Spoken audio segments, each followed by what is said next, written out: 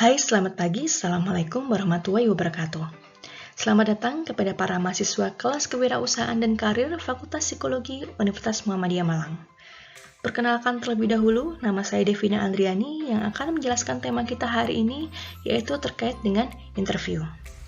Jika ada yang belum pernah mengenal saya, bisa Anda lihat foto saya di kiri bawah, bukan bermaksud untuk narsis, tapi agar Anda setidaknya bisa memvisualisasikan wajah saya selama saya menjelaskan dalam video ini. Untuk tema ini akan ada dua pembahasan, di mana pembahasan pertama terkait interview, yaitu bagaimana Anda melihat dari sudut pandang perusahaan dan berperan menjadi pewawancara.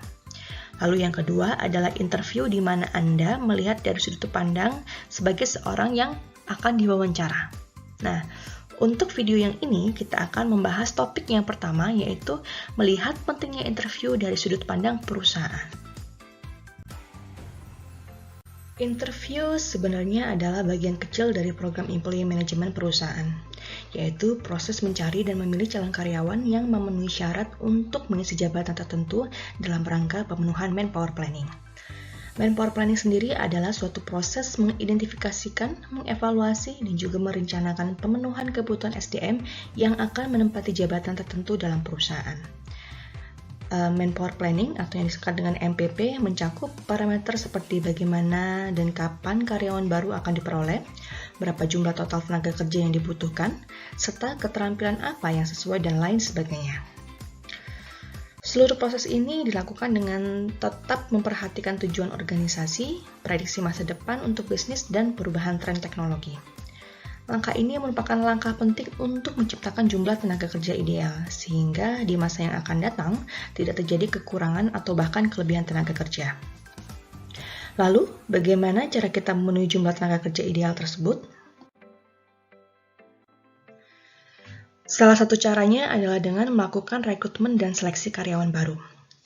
Rekrutmen dan seleksi secara garis besar adalah proses pencarian calon-calon karyawan yang diperkirakan sesuai dan dapat mengisi jabatan yang ada dan dalam waktu yang tepat. Atau secara sederhana, mencari the right man in the right place at the right time.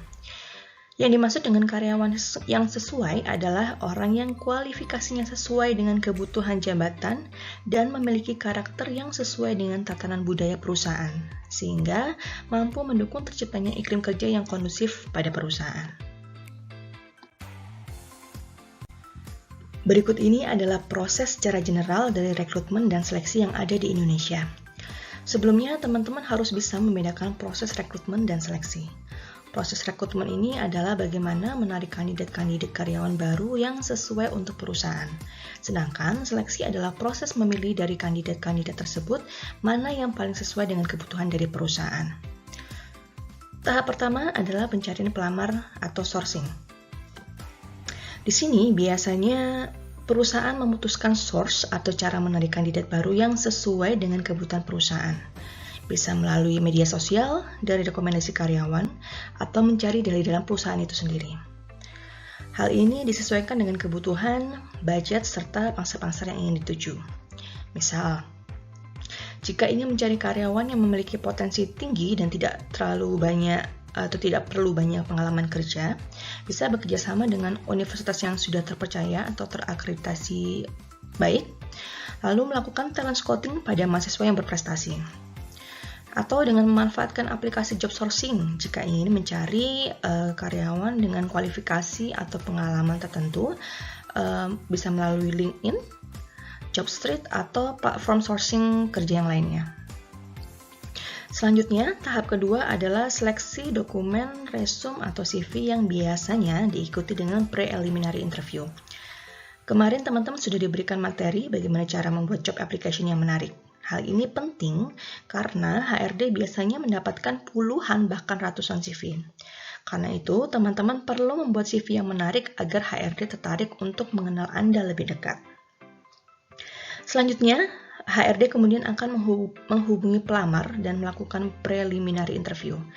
Ini biasanya dilakukan melalui telepon untuk menanyakan apakah mereka bersedia untuk mengikuti wawancara atau masih tertarik untuk mengikuti tahapan seleksi berikutnya. Kemudian para pelamar yang telah menyatakan bersedia kemudian mengikuti proses seleksi yang tahapannya biasanya adalah psikotes atau tes skill, kemudian wawancara. Wawancara yang pertama dengan HRD, wawancara yang kemudian adalah dengan user. User ini yaitu manajer atau kepala departemen, intinya adalah atasan pada pekerjaan yang dilamar tersebut. Baru tahap seleksi terakhir adalah tes kesehatan yang dimana biasanya sudah 90% pelamar telah diterima. Terakhir adalah penerimaan dan penempatan karyawan yang biasanya ada proses probation atau percobaan sekitar 3 bulan masa percobaannya. Nah, untuk interview seperti yang sudah saya katakan tadi, masuk dalam proses tahapan seleksi, di mana pada proses seleksi ini kita melakukan asesmen untuk mendapatkan data-data yang dibutuhkan. Oke, saya akan menjelaskan sekilas terkait dengan asesmen. Jika sampai sekarang teman-teman masih berpikir bahwa untuk asesmen dalam seleksi kerja hanyalah psikotes dan wawancara, maka teman-teman salah besar. Karena tidak semua aspek bisa diukur hanya menggunakan psikotes dan wawancara saja, tetapi juga bisa menggunakan tools-tools yang lainnya. Terutama untuk seleksi dalam skala besar dengan jumlah peserta yang banyak dan kadang dengan beberapa tahapan seleksi, jika kita menggunakan wawancara saja, bisa jadi waktu dan budget tidak akan mencukupi. Di sini saya akan menjelaskan secara sekilas beberapa macam tools assessment yang sering dipakai untuk seleksi kerja. Pada kolom yang di sebelah kiri ini, Anda bisa melihat ada psikotes, interview, dan group discussion. Saya rasa teman-teman sudah sangat familiar ya dengan asesmen tersebut. Ketiga asesmen ini biasanya dipakai untuk seleksi pada level staff, pelaksana hingga supervisor. Nah, saya akan menjelaskan lebih dalam terkait dengan group discussion ini. Mungkin teman-teman pernah mendengar istilah FGD dan LGD. FGD adalah Focus Group Discussion, sedangkan LGD adalah Leaderless Group Discussion. Ini kita harus mampu membedakan kedua hal tersebut. FGD adalah suatu diskusi kelompok yang berfokus pada suatu masalah, biasanya untuk membicarakan topik tertentu dan untuk mengambil data penelitian atau sesi konseling kelompok. Nah, di sini asesor biasanya berperan sebagai moderator, mengarahkan diskusi agar tidak menyimpang dari pembahasan atau tema. Sedangkan LGD, seperti namanya, tidak ada proses penunjukan pemimpin atau pembicara dalam kelompok, sehingga setiap orang mampu menunjukkan kemampuannya. Fungsi dari diskusi ini adalah untuk mencari data anggota di dalamnya, di mana peran asesor memberi penilaian dari beberapa aspek yang diukur, seperti contohnya gaya komunikasi, kerjasama, analisis masalah, dan bagaimana setiap individu berperan dalam kelompok tersebut. Biasanya, kasus yang dibahas pada LGD adalah kasus-kasus yang terkait dengan bidang pekerjaan yang akan dilamar. Selanjutnya, untuk 3 asesmen yang di sebelah kanan ini yaitu presentasi, in-basket, dan case analysis. Biasanya dipakai untuk seleksi pada level manager hingga direktur. Oke, saya akan jelaskan satu persatu. Untuk presentasi, biasanya peserta diminta untuk mempresentasikan rencana strategis ke depan apabila ia diterima dalam perusahaan atau ia berhasil menduduki jabatan tersebut. Rencana ini biasanya harus deskriptif dan jelas secara teknis dan bukan hanya rencana saja atau teoritisnya saja. Sedangkan untuk in-basket dan case analysis atau studi kasus hampir sama tujuannya, yaitu di mana peserta diminta untuk menyelesaikan kasus yang diberikan. Ini untuk mengukur kemampuan analisis dari peserta terkait permasalahan-permasalahan konkret yang ada di tempat kerja. Namun perbedaannya adalah pada studi kasus, peserta diberikan satu lembar kasus yang berisi deskripsi data dari keadaan atau kondisi permasalahan dan mereka diminta untuk menyelesaikannya berdasarkan data yang diberikan pada lembar kerja tersebut. Sedangkan pada in-basket, data-data tersebut diberikan dalam bentuk kumpulan dokumen, bisa dokumen email, hasil perbincangan telepon, atau biasanya dokumen ini tidak tersusun secara sistematis dan dimasukkan dalam satu amplop atau satu basket ya istilahnya tersendiri. Bahkan terkadang ada informasi-informasi yang tidak relevan atau tidak diperlukan juga sengaja dimasukkan. Para peserta ini diminta untuk menyelesaikan berdasarkan dari data-data tersebut. Di sini tingkat kesulitannya terkadang lebih tinggi karena peserta harus memilah informasi terlebih dahulu mana yang relevan dan bisa dipakai untuk digunakan dalam penyelesaian masalah. Oke, selanjutnya saya akan membahas lebih lanjut terkait dengan metode interview. Pengertian interview sendiri adalah pertukaran informasi dua arah yang dirancang untuk membantu pewawancara menilai seorang pelamar dan seorang pelamar menilai perusahaan. Diperhatikan ya, jadi tidak hanya pewawancara yang boleh bertanya, kandidat yang diwawancara juga bisa bertanya terkait perusahaan atau posisi yang dilamar saat itu. Biasanya kandidat diberikan kesempatan wawancara di akhir proses wawancara tersebut. Pada proses interview, pewawancara mencocokkan informasi yang diperoleh tentang pelamar dari CV, hasil psikotes, atau hasil kompetensi tes dan tes praktek dengan informasi yang diperoleh saat wawancara ini, yaitu dari hasil wawancaranya sendiri dan hasil observasi selama wawancara berlangsung. Oke, di sini saya tidak akan membahas terlalu panjang terkait teoritis interview. Di sini saya hanya akan memberikan refresh saja terkait metode interview yang sering digunakan untuk proses seleksi, yaitu Behavior Driven Interview atau istilah lainnya adalah Competency Based Interview. Behavior Driven Interview atau BEI adalah proses di mana interviewer menggali pemahaman spesifik dari knowledge, skills, dan berbagai karakteristik yang ada pada seorang kandidat. Informasi yang digali yaitu tentang situasi nyata yang pernah dialami. Karena itu, biasanya bentuk pertanyaannya yaitu seperti di sini contohnya, berikan contoh situasi yang pernah Anda alami ketika bekerja di perusahaan sebelumnya. Atau pertanyaan yang lainnya adalah, ceritakan suatu peristiwa yang pernah Anda alami di mana Anda harus membuat keputusan dalam waktu singkat. Nah, seperti itu. Jadi semua pertanyaannya lebih memfokuskan pada pengalaman yang pernah dialami langsung oleh kandidat, maksimal sampai 3 tahun ke belakang. Namun paling baik saya sarankan untuk cukup 1 tahun ke belakang saja, karena jika terlalu lama flashback-nya dikhawatirkan ingatan tidak terlalu valid sehingga mereka tidak bisa memberikan rincian yang tepat terkait situasi tersebut. Nah, kenapa BEI sendiri ini sering sekali dipakai untuk wawancara kerja adalah karena BEI bersifat terstruktur. Validitas dan reliabilitasnya tinggi, serta dilengkapi dengan sistem scoring terstandar yang mengacu pada indikator perilaku kompetensi yang dibutuhkan pada jabatan tersebut.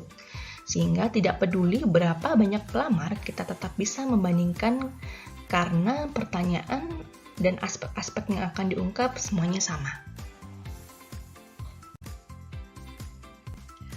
Lalu, apakah yang biasanya diungkap dalam wawancara BEI? Aspek-aspek yang diungkap dalam BEI adalah terkait kompetensi, kombinasi antara keterampilan atau skills, atribut personal, dan pengetahuan atau knowledge yang tercermin melalui perilaku kinerja yang dapat diamati, diukur, dan dievaluasi. Jika teman-teman ingin pelajari lebih lanjut kompetensi, bisa melihat kamus kompetensi milik Spencer & Spencer atau kompetensi manajerial milik Dinas Ketenagakerjaan di Indonesia. Di sana teman-teman akan melihat berbagai jenis kompetensi dan indikator-indikator perilaku yang lebih detail yang menunjukkan kompetensi tersebut. Di sini setiap pekerjaan memiliki kompetensi-kompetensi khusus yang perlu dimiliki oleh individu tersebut. Fungsinya adalah agar mereka bisa menyelesaikan tugas-tugas dari jabatan tersebut. Sebagai contoh, untuk customer service, kira-kira apa saja yang dibutuhkan kompetensinya sebagai seorang customer service?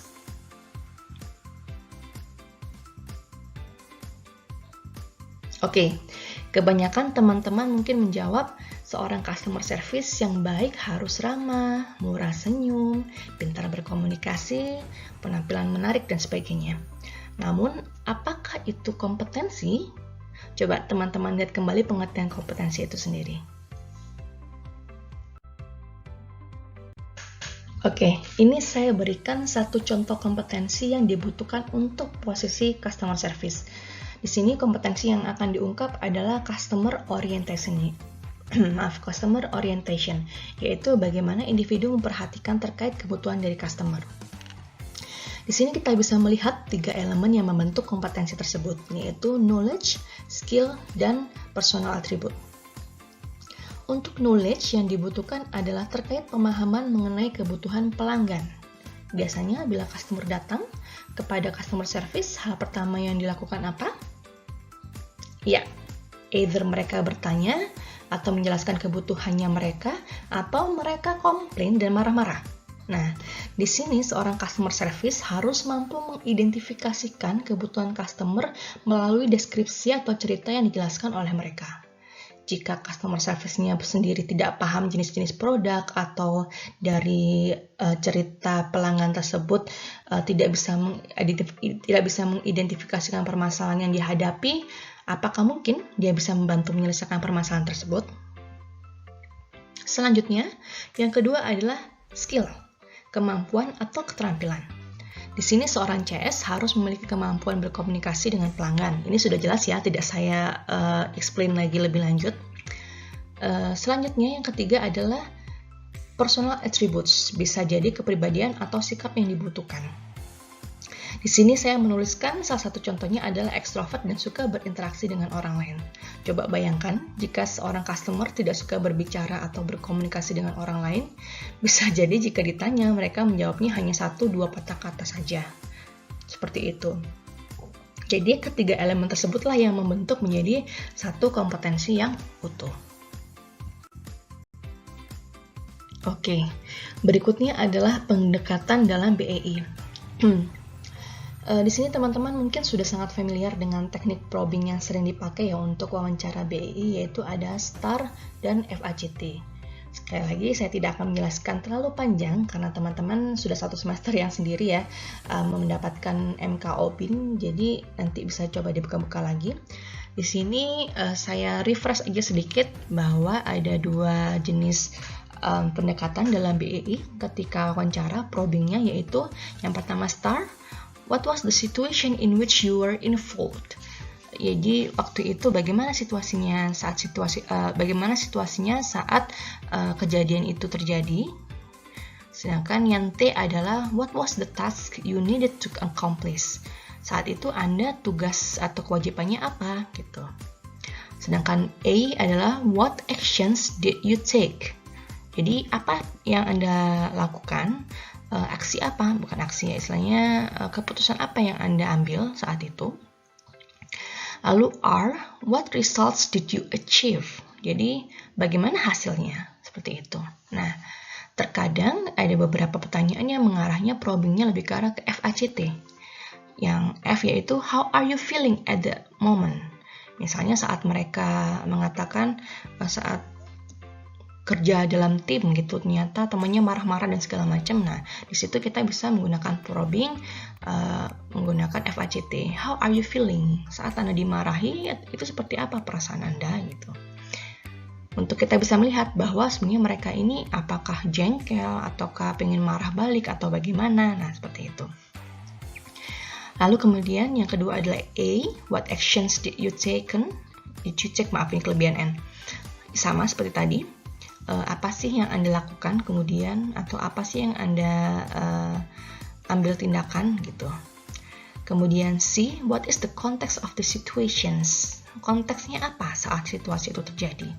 Berapa jumlah orangnya? Lalu saat itu pagi, siang, malam kah atau bagaimana? Nah, di situ dijelaskan. Dan yang terakhir adalah T, what did you think? Bagaimana pemikiran Anda saat itu? Oke, berikut ini adalah beberapa hal yang perlu teman-teman persiapkan terlebih dahulu jika Anda berperan sebagai seorang pewawancara. Yang pertama, pahami dulu scope of work dari posisi tersebut. Apa sih pekerjaan tersebut? Job desk-nya apa? Tanggung jawabnya apa? Lalu posisi tersebut terkait dengan jabatan lain atau tidak? Pahami dulu posisi tersebut yang akan Anda wawancara kandidatnya. Karena beberapa kesalahan yang sering dilakukan oleh rookie interviewer adalah mereka tersepona atau hanyut dengan istilah teknis ataupun penjelasan teknis dari kandidat yang sudah berpengalaman pada bidang tersebut. Seperti itu. Dan yang kedua, rumuskan potensi yang akan digali. Jadi, pada posisi tersebut membutuhkan kompetensi apa? Anda bisa menentukan kompetensinya tersebut dengan melihat tugas-tugasnya, job desk-nya, dan juga job spec-nya. Yang ketiga, susun pertanyaan berdasarkan situasi yang relevan dengan posisi tersebut. Misal, di sini kandidatnya adalah untuk jabatan sales.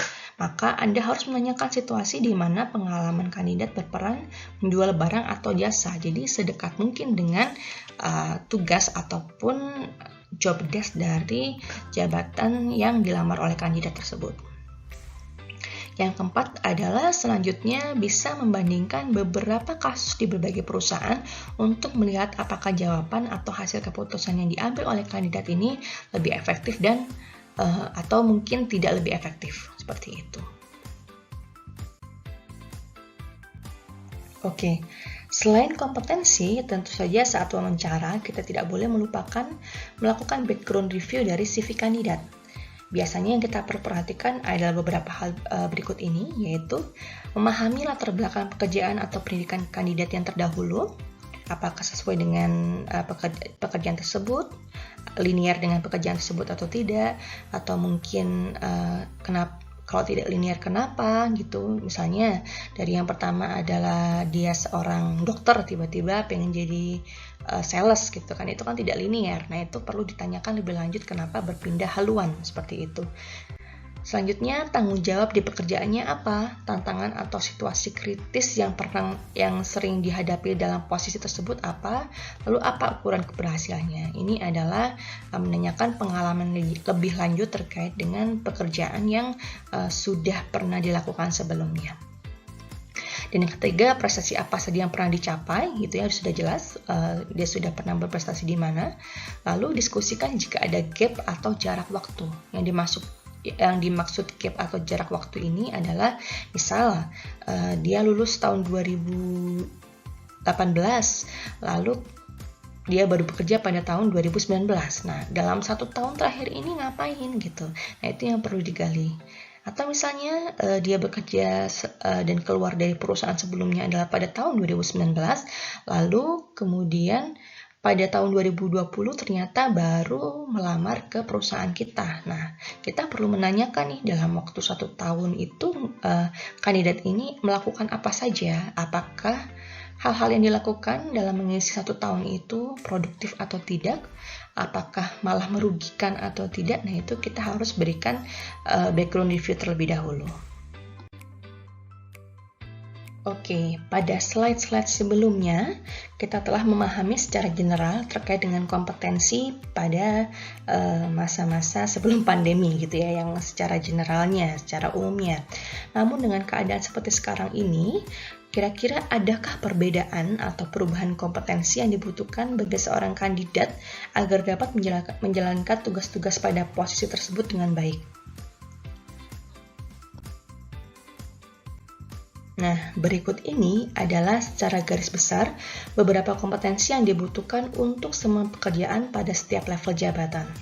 Kompetensi sekarang tidak hanya melekat pada tugas-tugas pada pekerjaan itu sendiri, melainkan juga melekat pada individu, sehingga terkadang orang yang pintar secara akademik belum tentu bisa bertahan pada posisi tersebut dibandingkan dengan orang yang, mohon maaf, dengan kemampuan yang rata-rata namun memiliki kompetensi berikut ini. Yang pertama adalah digital kompetensi.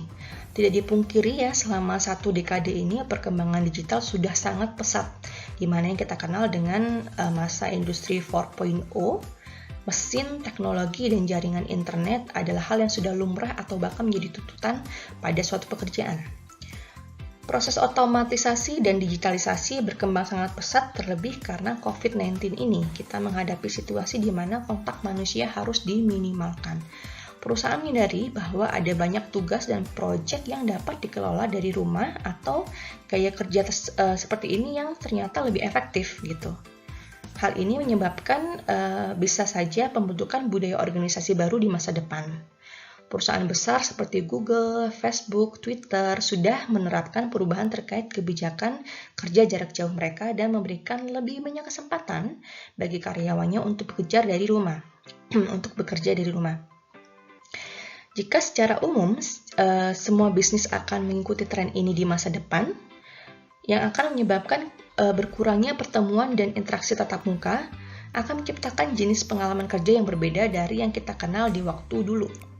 Nah, dengan new normal ini, perusahaan melakukan sebagian besar fungsi yang berhubungan dengan pekerjaan sehari-hari secara online, sehingga fokus kompetensi yang penting akan bergeser. Karena itu, kita harus melek teknologi ya istilahnya, atau memiliki digital kompetensi tersebut. Nah, selanjutnya adalah to face change. Seperti yang kita alami di bulan-bulan sebelumnya, banyak hal bisa berubah dengan cepat. Semester kemarin kita kuliah dengan tatap muka, sekarang kita kuliah dengan metode yang berbeda, yaitu metode daring gitu ya, atau alat yang sama sekali baru kita mulai pelajari bersama melalui online ini. Nah, kebutuhan dalam menghadapi perubahan akan menjadi lebih besar, sehingga fleksibilitas dan resiliensi diperlukan untuk individu lebih mudah beradaptasi dengan masa new normal ini. Sedangkan self-development dibutuhkan karena mendapatkan feedback terkait pekerjaan Anda atau tugas Anda mungkin akan jauh lebih sulit, sehingga pengembangan diri kita terutama akan lebih bergantung pada tindakan kita sendiri. Berapa banyak waktu yang kita habiskan untuk meninjau kinerja kita atau meninjau tugas kita, seberapa terbuka kita tentang pendekatan baru, dan seberapa termotivasi kita untuk mengembangkan keterampilan kita sendiri. Oke, yang selanjutnya adalah kompetensi to face new challenge and problem. Di masa mendatang, kita mungkin akan menemukan tantangan dan masalah baru yang membutuhkan berbagai jenis solusi yang lebih mutakhir, sehingga terkadang kita dituntut untuk thinking out of the box. Sehingga rasa ingin tahu, kemampuan melihat situasi yang kompleks, dan keterampilan memecahkan masalah akan menjadi penting. Yang terakhir adalah kompetensi to connect and build a good, stable relation. Selain itu mungkin sekarang ini rutinitas kerja baru kita atau rutinitas belajar kita berisi lebih banyak pertemuan, negosiasi, percakapan di platform online, atau video call. Karena itu akan lebih penting untuk menemukan cara menjalin hubungan dengan kolega atau klien yang lebih efektif. Kompetensi yang berpusat pada manusia ini seperti keterampilan komunikasi, keterampilan untuk mendukung dan memahami orang lain, dapat membantu individu atau tim untuk bekerja lebih baik dan menjaga semangat tim untuk tetap stabil. Oke. Sekian penjelasan dari saya, semoga bermanfaat. Silakan teman-teman bisa meneruskan pada video selanjutnya untuk penjelasan terkait tips dalam mempersiapkan diri Anda sebagai seorang IT, sebagai seorang kandidat yang akan diwawancara. Jangan lupa untuk mengerjakan tugas yang sudah ada. Saya akhiri, terima kasih atas perhatiannya. Wabillahi taufiq wal hidayah. Wassalamualaikum warahmatullahi wabarakatuh.